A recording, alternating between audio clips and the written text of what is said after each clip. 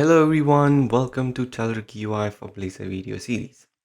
My name is Fahad and I'll be going through some of the basic features of Telerik component. I have 10 years of experience in .NET.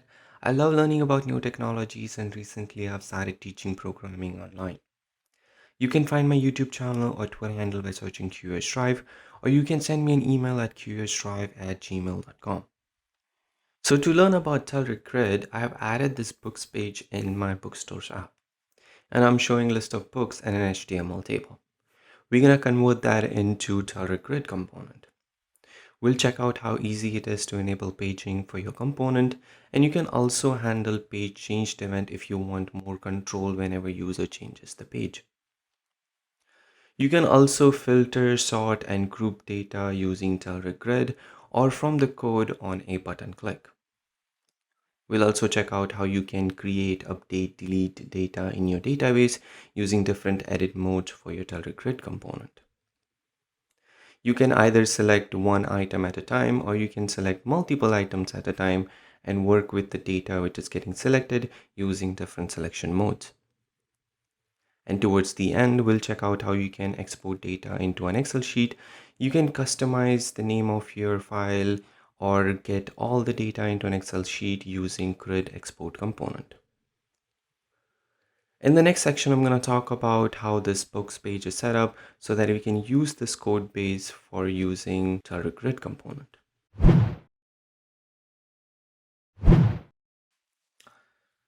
Just like I added off this page to show how we can use basic components, publishers page to show how we can use list view components, I added books page to show how we can use Telerik component.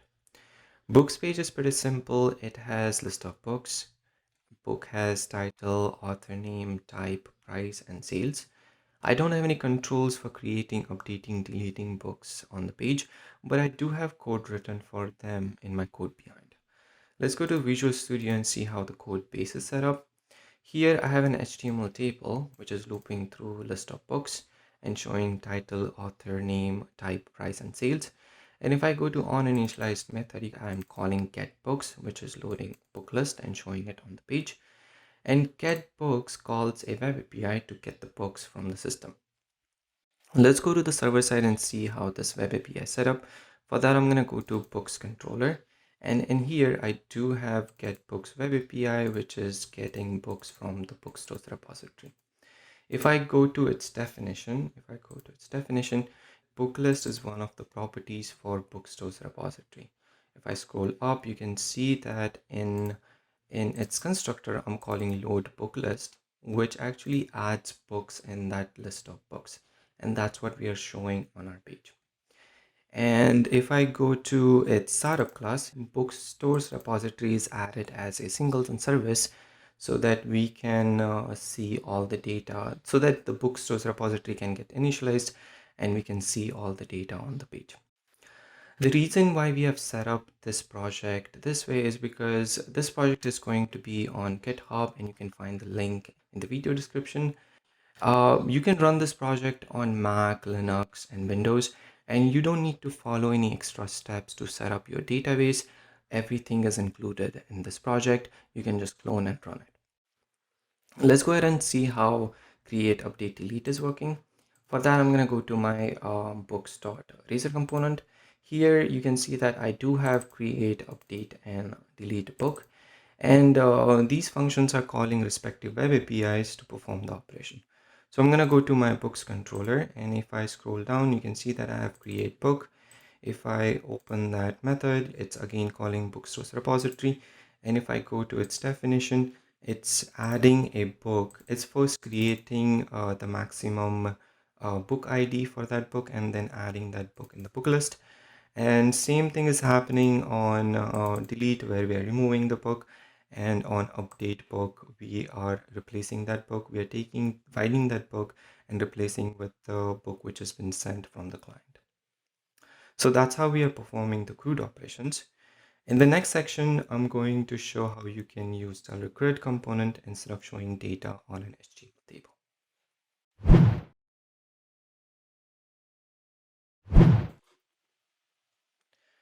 All right, so I'm going to get rid of this HTML table. Instead of that, I'm going to use Telerik grid. And here I'm going to pass book list as data parameter because that's what we would like to populate on our grid. To show columns, we'll have to use grid columns component. And in grid columns component, we'll have to mention what all columns that you would like to show on your grid.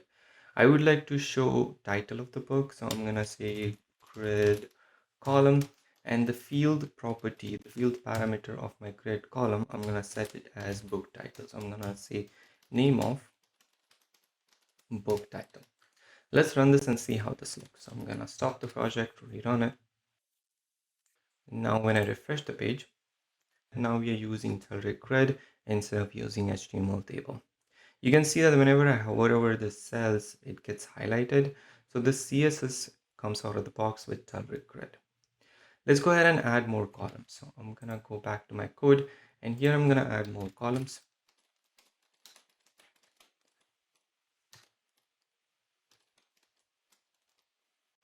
I wanna show author name of the book. I wanna show type of the book, price, and sales of the book. One thing to notice here is the header text of the column is same as name of the field. If you want to customize that, you can use title parameter. You can say that, let's say if I want to add a space in between author and name, I can say title is equal to author space name, and that way I can customize the header text of my column. Let's run this and see how this looks. And now you can see that all the columns that I added are showing on our grid, and it also added a space in between author and name so that we can customize header text for our columns. It has price and sales, but price does not show in currency format and sales does not show in number format. It does not add that comma after 1,000, and it doesn't add that dollar sign and 0 cents after its price. So let's go ahead and customize this text in our column. For that, we'll have to use template component. So I'm going to go to my grid column for price, and here I'm going to use template component. And here I'm going to write some C# code to convert my context into book and format my price. So I'm going to say, let's convert context as book and get the price, convert that into toString, and then we can format the text by saying that we would like to show it as currency. And same thing that you can do with sales too, but instead of showing currency, I would like to show it as numbers. So I'm going to change this to sales, and here I'm going to say that this is going to be N0 because we would like to show sales as number. Let's run this and see how that looks. And now you can see that the price is showing as currency. It formatted the text which it was showing before, and now the sales is showing as numbers in my column. So that's how you can customize the text that you're showing in your grid column. You can also resize and reorder your columns. For that, the only thing that you need to do is you can say resizable to true and reorderable to true, and Telerik grid handles all the JavaScript interrupt calls to make sure that your grid is resizable, your columns are resizable and reorderable. Let's run this and see how that looks. And now you can see that I can resize my columns. I can make my price smaller, my sales smaller if I want to. I can also reorder my columns, and this way you can have your users can have more control on what they would like to see first. So that's all about how you can get started on Telerik grid. In the next section, I'm going to talk about paging for your component.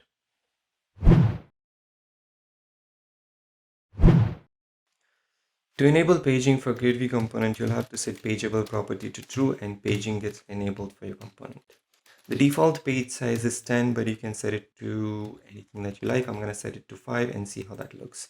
I'm going to rerun my project. So currently you can see that there is no paging applied on this grid. I'm going to refresh the page and apply my changes, and now you can see that the paging gets enabled. There are total 26 items and we set page size to 5. So there are going to be total 6 pages, and if there are 6 pages, I can go to the next page, I can go to the previous page, I can go to the last page and the first page. So it's very typical paging control. You can also map the page size property to a C# property. That means you can bring the page size from user preference database tables and assign it to page size too. Let's assign it to a C# property. I'm going to call it as user page size. And we'll go ahead and create this property. Let's create a property and I'm gonna call it as user page size. And on initialized of my book component, I'm gonna assign that property. I'm gonna say user page size. I wanna assign it from get user page size, which is an async function. So I'll have to put an await keyword, and this will return just number 10. It's gonna just return a number 10. If I go to the definition, it returns number 10, and that's what will get applied to user page size, and that's what will be applied to the page size of Telerik grid. Let's see if that works or not. Now you can see that page size 10 is applied to the grid. There are 3 pages, 10 on first page, 10 on second, and 6 on the last page. You can also handle this page changed event. Every time you change the page, you can handle that event by assigning it to the local method of your component to the page changed event. So I'm going to set page changed event to a local method, which I'm going to call it as on page changed handler. Page changed handler. And I'll have to create this method. So I'm going to go to my code. And here I'm going to create a private method. I'm going to say private void on page changed handler. And this event callback returns current index as parameter. So I can catch that into current index. And I can assign this current index to the local property, and I can show it on top of the grid so that I can show the user which page they are on. So I can say that I can create a property which will be current page, and I can assign this current page property to the current index, which will get called whenever we change the page.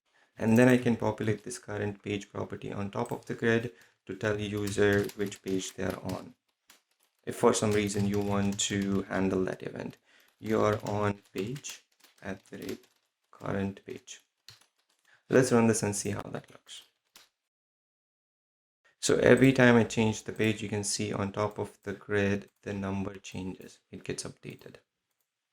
So that's how you can handle page change event. But if you want to two-way bind this property, that could be done too. You can assign bind page property. You can say that bind page, I want to directly assign this to current page. That means this property is two-way bound to the current index of Telerik grid, and then we don't need to handle this event, and that current page will get updated every time you change the page on your Telerik grid. Let's run this and see if that works or not. Now whenever I change the page, then also my property is getting updated. This property is two-way bound to the current index of Telerik grid, and it shows on top of the page. You can also set the current page to any number that you like. Let's say you want to bring user to the second page whenever the page loads. That could be passed as a route parameter, or you could set it as a default value, but that could be done too by setting the current page as some value. I'm going to set it to 2. So every time the component gets loaded, the current page will be 2. Even if I navigate from one component to another component, it should land on the second page. So let's run this and see if that works or not. So when I refresh the page, you can see that I'm on page 2. If I navigate from publisher's page to books page, it shows page 2. So for some reason, if you want to bring user to a particular page, that could be done too. That's all about paging. In the next section, I'm going to talk about sorting. To enable sorting for your Telerik grid, the only thing that you need to do is set sortable property to true, and sorting gets enabled for your component. Let's run this and see how this looks. I'm gonna stop the project, rerun it. And currently you can see that whenever I click on these columns are not getting sorted. I'm gonna refresh the page and apply my changes. So whenever I click on these columns now, you can see the columns are getting sorted now. On the first click, the column gets sorted in ascending order. On the second click, it gets sorted in descending order. And on the third click, sorting goes away. Columns who have text in them, they get sorted by text. Columns who have decimals or numbers, they get sorted by decimals and numbers. And you can do this from code behind too. For that, you're going to need reference of Telerik. So let's go ahead and do that. For taking the reference, I'm going to use @reference parameter of Telerik. And here I'm going to assign the property name as books-grid. And we'll have to go ahead and create this property, which will be of type Telerik. So let's go ahead and create a property, which is going to be of type Telerik. And here we'll have to pass book as the model because, that's the list of books. And I'm going to name it as same, which is going to be books-grid, so that now we have access of this Telerik in our code behind. And now I can apply sort descriptors, filter descriptors to this books-grid and sort or filter my grid. So let's go ahead and do that. For that, I'm going to create a method. This method is going to be private async task, and I want to sort it by sales. I'm going to call it as sort by sales. And in this method, I've written some code that I'm going to copy paste. I have written some code that is in Notepad. I'm going to copy paste here.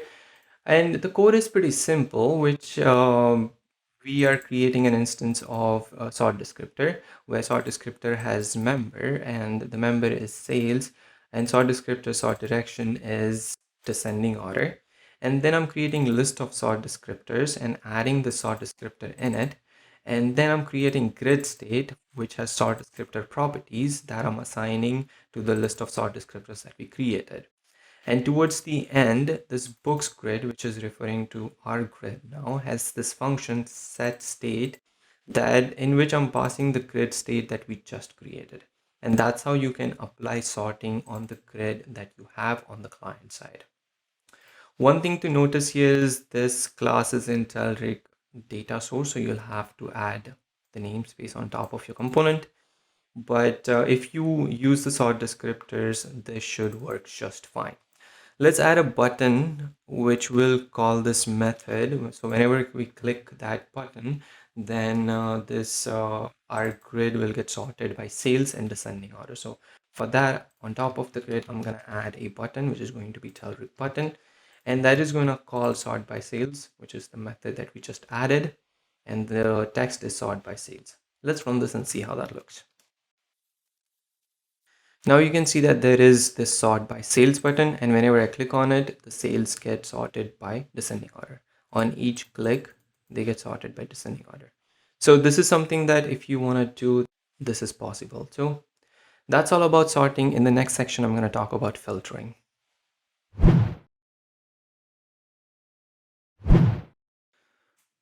To enable filtering for Telerik, you'll have to set filter mode property of your component.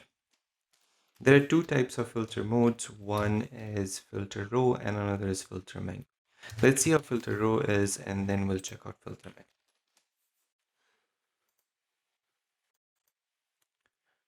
So currently you can see that there is no filtering on the Telerik. There is no way for me to look up for a record. I'm going to refresh the page and apply my changes. And now you can see that it added one row in between my column and data. If I want to look up for results, I can type fight and you can see that it returns fight club book back to me. These filter operators work as AND operators. So if I type in JK, you can see that it's not going to return anything because the filter operators are working as AND operators. If you want to clear filter, you can click on this button and the filter will get cleared.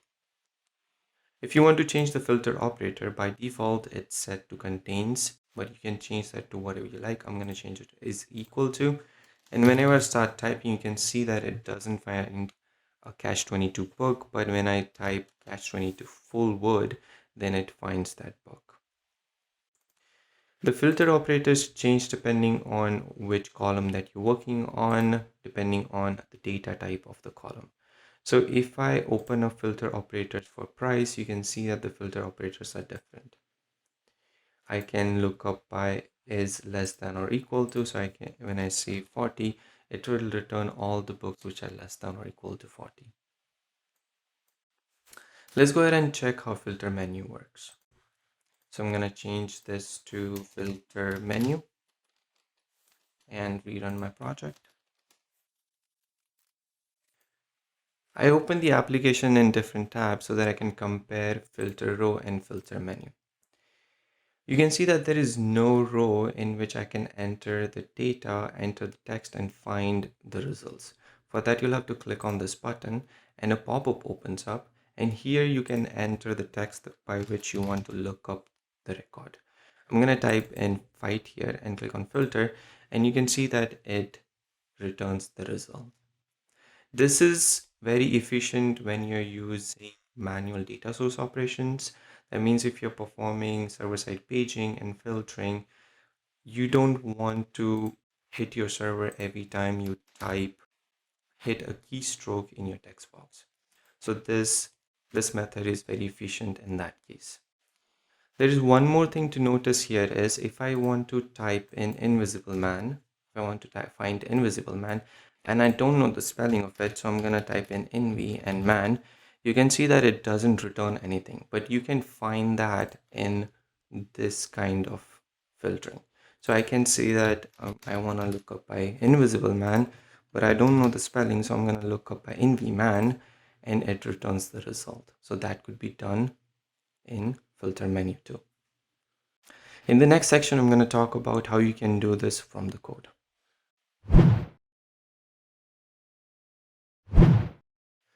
To achieve filtering from the code, I'm going to add some controls. I'm going to add two text boxes. These two text boxes will be mapped to title and author name of the book. And then I'm going to add a button which will be mapped to a method called as filter by title and author.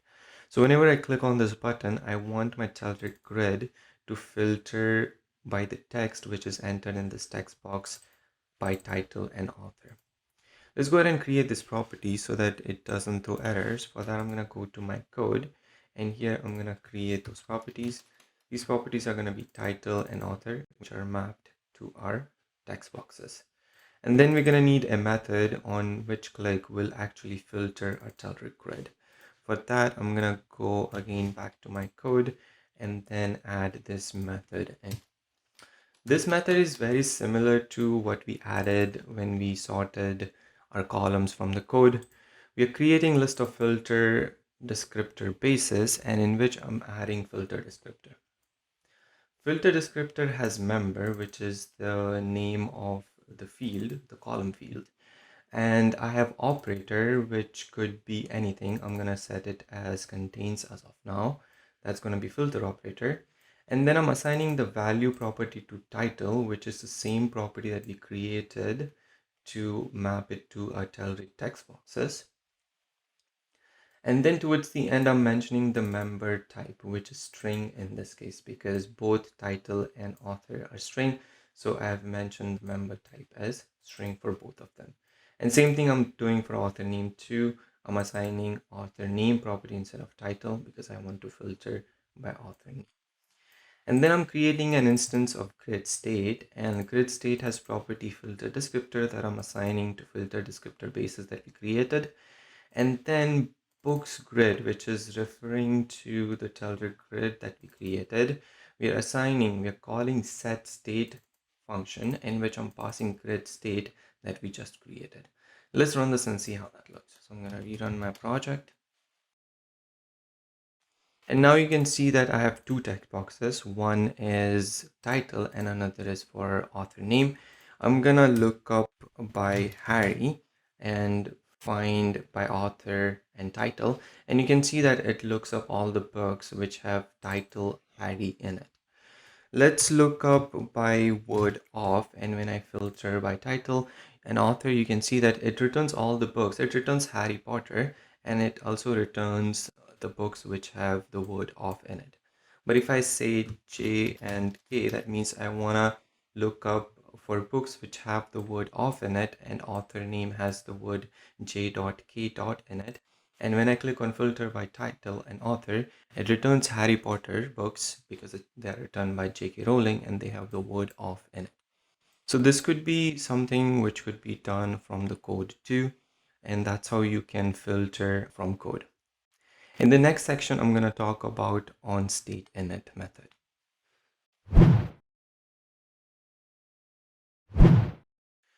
In last couple of sections, we learned how we can sort and filter the data from the code. But what if I want to do this whenever the page gets initialized instead of clicking on these buttons? Let's go ahead and try and call these methods sort by sales and filter by title and author whenever the page gets initialized. I'm going to go to my onInitialized method and call sort by sales and filter by title and author. Let's run it. So if I refresh the page, you can see that I'm getting an exception now. The exception says object reference not set to an instance of an object at line number 100. And line number 100 is what we added in the code. The reason why we're getting that exception is because bookstore-grid is not initialized. In these methods, we are calling set state of bookstore-grid, and bookstore-grid is referred to Telerik grid that we added on our page. And this is not initialized, and that's why we're getting that exception. So we can't really call sort by sales and filter by title and author whenever we initialize the page. But to fix this issue, Telerik grid gives us an event which is called as OnStateInit event, and that gets fired whenever Telerik grid is ready to handle sorting and filtering. So I'm gonna call a local method which is called as OnStateInit Handler whenever OnStateInit event gets fired. And this event passes grid state event arguments. So I'm gonna take those arguments and pass it to my local method of type book and pass it to my local method.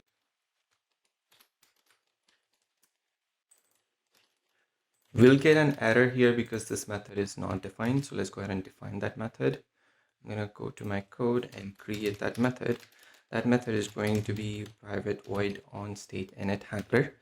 And this method takes grid state event arguments of type book. So I'm gonna get that book and this event will get fired. Like I said, this event will get fired whenever Telerik grid is ready for sorting and filtering. So let's paste our code, copy paste our code for sorting by sales and filtering by title and author. I'm going to copy this code and paste it in this method. This method will start throwing some errors because we are trying to define grid state twice. So I'm going to get rid of that piece of code. And books grid will still throw exceptions. So I'm going to get rid of those lines. And now we have this grid state, which is getting initialized once, and we are assigning the sort descriptor that we created to sort by sales and filter descriptor to filter by title and author. And we'll have to apply this grid state to our Telerik grid. To do that, I'm going to take this arguments, and this arguments has grid state property, which I'm going to assign to grid state that we just created. Let's run this and see if that works or not. So now if I refresh the page, you can see that the data is sorted by sales and it's filtered by the title, which is entered in this text box, and the author name, which is entered in this text box. So we can handle filtering and sorting whenever the page gets initialized, and we don't have to click on these buttons in order to sort and filter. If you're passing some of the arguments from the route, you can pass them on OnStateInit event, and then you can sort and filter your data for your user. In the next section, I'm going to talk about editing.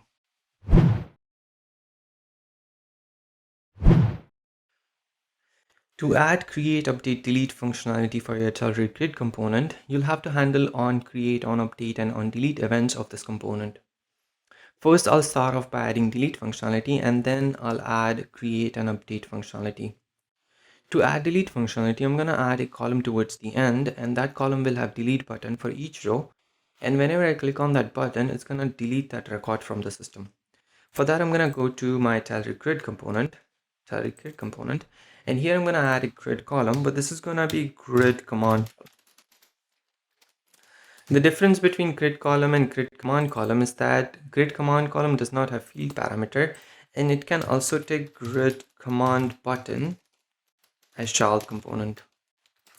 Grid command button is like any other Telerik button, but it has command parameter, and depending on what you set in this command parameter, it can fire some events for your Telerik grid component. I'm gonna set the command parameter to delete. That means whenever I click on this button, it's gonna fire on delete event of this component. Let's go ahead and set the text of this button first, and then we'll handle on delete event. I'm gonna set the icon too so that it looks a little nicer. And now, like I said, whenever I click on this button, it's gonna fire on delete event. So I'm gonna go ahead and handle that event. I want it to call delete book method, which is going to be a local method. And when I go to its definition, you can see that it's calling a web API, but passing 0 as book ID for it to delete. So we're gonna need the book ID of the book that we want to delete, and we can get it from grid command event argument. Grid command event argument has item property in it, which we can convert into book, and then we can get the book ID of the book that we want to delete. So I'm going to catch that as book, and then I'm going to pass the book ID of the book that I want to delete. Let's run this and see if this is working or not. Now I can see this delete button, and whenever I click on this button, you can see that that row is getting deleted from the system. So that's how you can add delete functionality for your Telerik grid component. Let's go ahead and add update functionality. For that, I'm going to add an edit button, on click of which I want it to open a pop-up which will have the row that I want to update.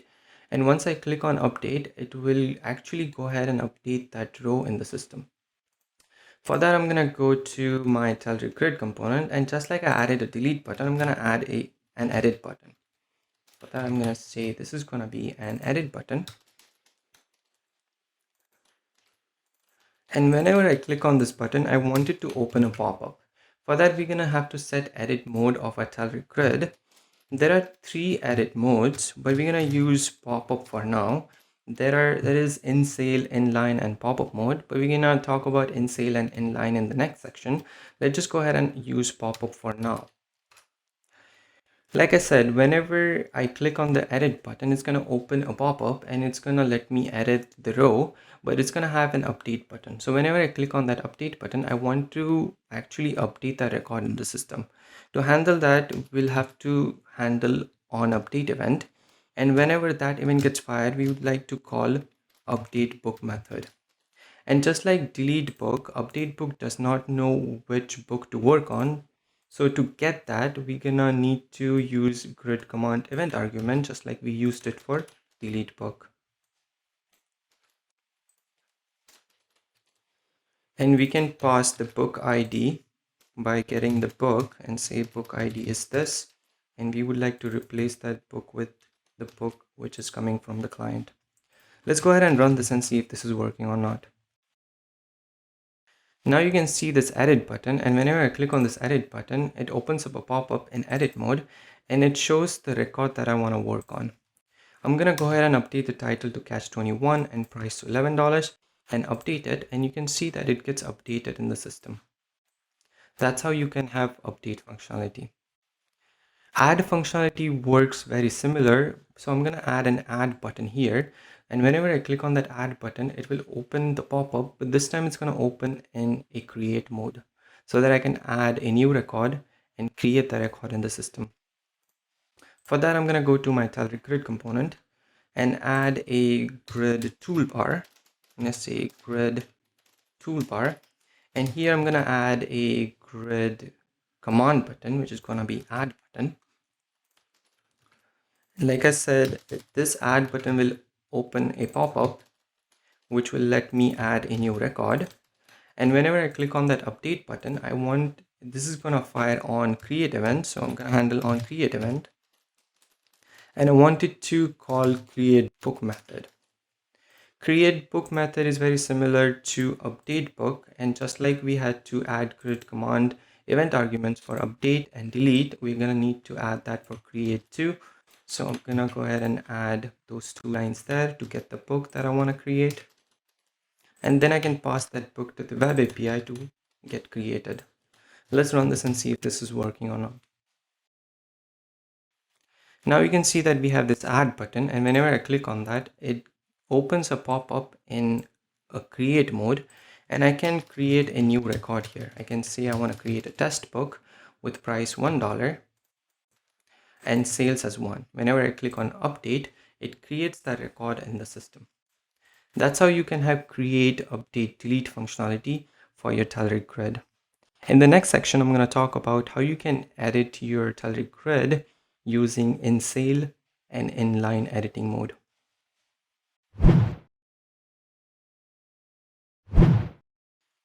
In the previous section, I talked about how you can create records or update records in pop-up editing mode. Let's go ahead and change this to inline editing mode. For that, I'm going to go to my Telerik grid component and change the edit mode to inline editing mode and see how that looks. And now if I click on the edit button, the whole row turns into editable row. If I click on add button, it adds an empty row on top of the grid for me to add that record. But there is no save button to update the record or create the record, or cancel button for me to get out of the edit mode. So let's go ahead and add those buttons. For that, I'm going to go to my Telerik grid component and go to grid command column and add 2 buttons here. One is going to be save button and another is going to be cancel button. Whenever I click on save button, it's either going to fire on create event or on update event, depending on if I'm creating the record or updating the record. Whenever I click on cancel button, it's going to get me out of the edit mode. But I do want to see this button only in the edit mode, so I'm going to set show in edit mode property to true. Let's run this and see how that looks. And now if I click on the edit button, you can see that I have a save button and a cancel button now. I'm going to change the values here and click on save, and that gets updated in the system. If I click on edit button and then click on cancel, it gets me out of the edit mode. I'm going to try and add a record. For that, I'm going to click on add and add a test book. And whenever I click on save, that gets added into the system. So that's how inline editing works. Let's go ahead and check how in-cell editing works. For that, I'm going to go to my Telerik grid again and change the edit mode to in-cell editing mode. Let's run this and see how that looks. Now if I click on the cell turns into editable cell. And if I want to update the value, then I can either click on save, or if I lose the focus, that value gets updated into the system. So it works like an Excel sheet. If I want to add new record though, I'll have to click on save button. So I'm going to add a test book here. And if I lose the focus, that's not going to get added into the system. I'll have to click on save and then it gets added into the system. I want you to notice is that even if I'm not changing the value and losing focus, update web API gets called. So you could run into some performance issues with this editing mode. So I highly recommend to use this editing mode only when there is an absolute need. That's all about editing. In the next section, I'm going to talk about grouping.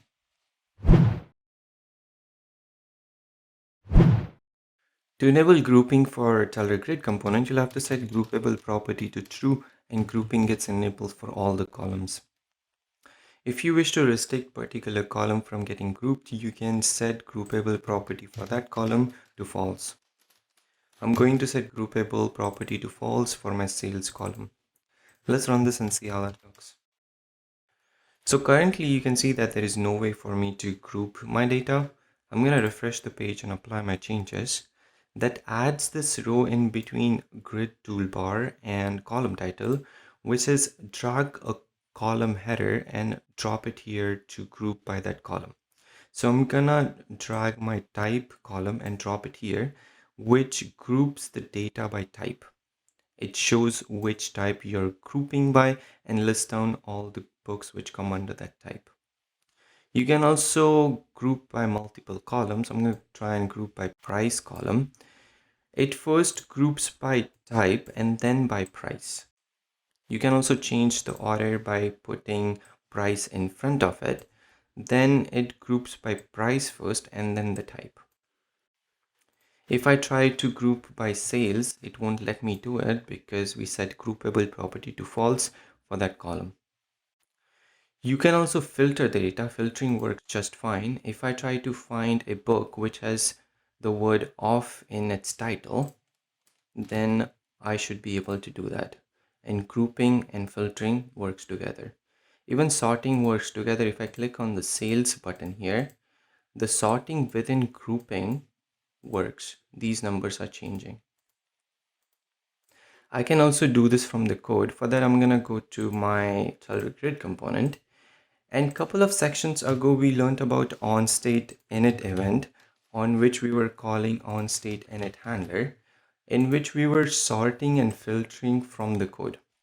We were sorting and filtering from the code. Just like that, I'm also grouping too. I've added a group descriptor which has a member property which I've assigned it to the column name and the member type to the data type of the column.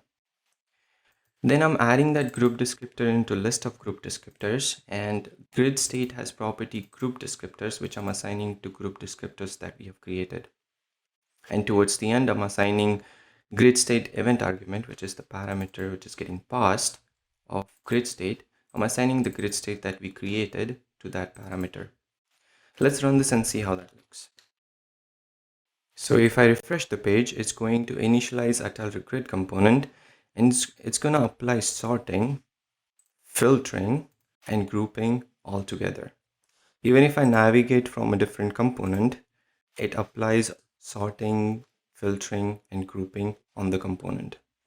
You can also do this on a button click too. That's all about grouping. In the next section, I'm going to talk about grid aggregates. You can use grid aggregates to calculate aggregate values of your group data. Let's say if I want to group by type and then I want to calculate total sales for that type, I can use grid aggregates for that. So let's go to our Telerik component and here I'm going to add grid aggregates.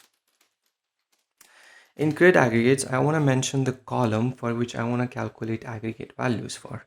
So I'm going to mention grid aggregate and then mention the field for which I want to calculate aggregate value for, which is going to be book sales. So I'm going to say book.sales and then we'll have to mention the aggregate type. So I'm going to select aggregate, which is going to be grid aggregate type.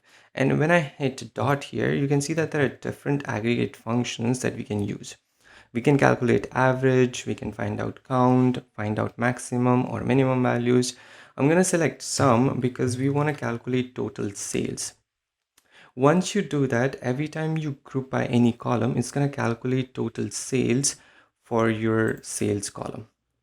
But if you want to show this sum, you'll have to do that in group footer template of the column for which you're using this aggregate function for. So I'm going to go to grid column of sales and here I'm going to add group footer template in which I have access to context, and when I hit dot, I get this sum property.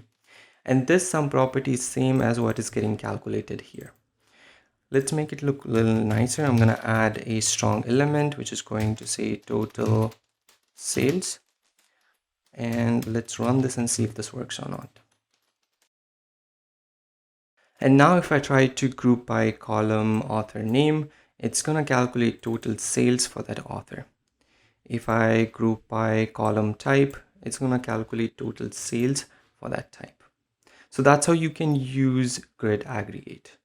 Let's say if I want to show total count of the books instead of showing type of the books, because I already know what the type is, it's common here. So I want to show total count of the books in this group header template. For that, I'm going to add another grid aggregate, which is going to be for book type because we are going to group by book type. And then I want to calculate count for that group. So I'm going to say count. And now if I wish to show this count, I'll have to go to grid column type, and here I'm going to add it in the group header template. So I'm going to say group header template. Here I'm going to say strong element is going to be total count. And if I want to get the count, I'm going to say context.count, and that should give me the total count of the books for the group. Let's run this and see if that works or not. So now if I try to group by type, instead of showing which type I'm grouping by, now it shows the total count of the books for that group. It shows total count. There are 3 books here. There's only 1 book here. There are 4 books here. If I go to the next page, it shows the remaining 2 books here. So that's how you can use grid aggregates. In the next section, I'm going to talk about how you can use selection.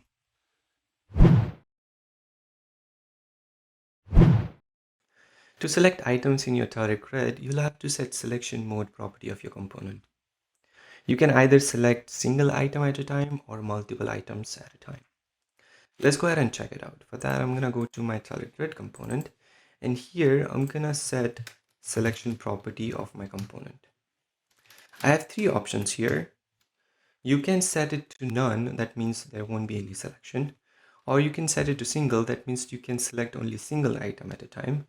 Or you could select it to multiple, that means you could select multiple items at a time. Once we do that, we're going to need a checkbox on click of which we can actually select the item. For that, I'm going to go to my grid columns, and I'm going to add a grid checkbox column. I don't really need to set any parameters here, but I'm going to set select all mode property here, which I'm going to set it to all. Let's first run this, and then I'll talk about this property. And now you can see that I have these checkboxes, and whenever I click on these checkboxes, that row is getting selected.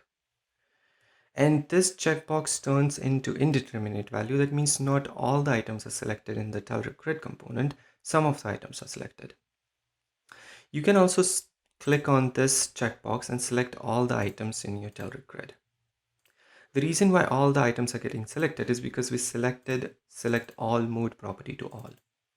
You can set it to current, that means it will only select the items from the current page.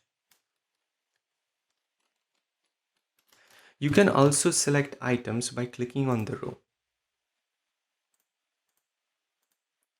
But it's only selecting one item at a time. If you want to select multiple items, you'll have to hold Control key and then click on the next item that you want to select. That way you can select multiple items. You can also select range of items. That means you can select a list of items by clicking on the first item and then hold the shift key and then click on the last item. That way you could select range of items. So it selects all the items between your first item and your last item. You can also get the selected items in your list. If you want to do that, you can do it by using bind item selected property, which is two-way bound to your local property, or you can handle an event which is called as selected items changed event. But let's first check the bind selected items, and then we'll check selected items change. So for bind selected item, I'm going to bind selected item to a local property, which is going to be selected books property. And this is two-way binding. That means every time the DataGrid selects any item, it's going to update my property. That way I can have control over all the books which are getting selected. Let's go ahead and create this property. For that, I'm going to go to my code. I'm going to create this property, which is going to be enumerable of type books. And the name is going to be selected books. I'm going to set this to empty so that it does not throw any errors. So I'm going to set enumerable to empty for type book. And then I'm going to add some code on top of the grid so that I could loop through the selected books and see what all books have been selected. For that, I'm going to add a for loop. It's checking if the selected books is null or not, and then it loops through the books and it shows the title of the books which are selected in DataGrid. Let's run this and see if that works or not. And now whenever I select items, it updates the property and shows the books which are getting selected. If you want to have more control on the select event, then you can handle selected items changed event. Let's go ahead and do that. For that, I'm going to go to my Telerik, and instead of using bind selected items, I'm going to use selected items changed event. So I'm going to copy that line and paste it here. So selected items event gets fired every time you select an item in your Telerik. And whenever this event gets fired, I'm calling a local method, which is going to be selected items changed handler, and it takes books as parameter, the selected books as parameter.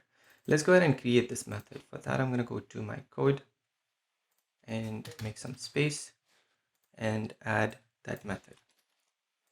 This method is going to be selected items changed handler, which is bound to our selected items changed event. And it's passing books as parameter, and then it's assigning selected books, the property that we just created, to the books which are getting passed. And anyway, we are looping through those books on top of the grid, so we'll see the items which are getting selected. The behavior is not going to change, but you could do more things in this method. You could load another grid on selection of some books. Let's go ahead and run this and see if that event works or not. And now whenever I click on the items, the books are getting updated on top of the grid here. That's all about selection. In the next section, I'm going to talk about how you can export this data into an Excel.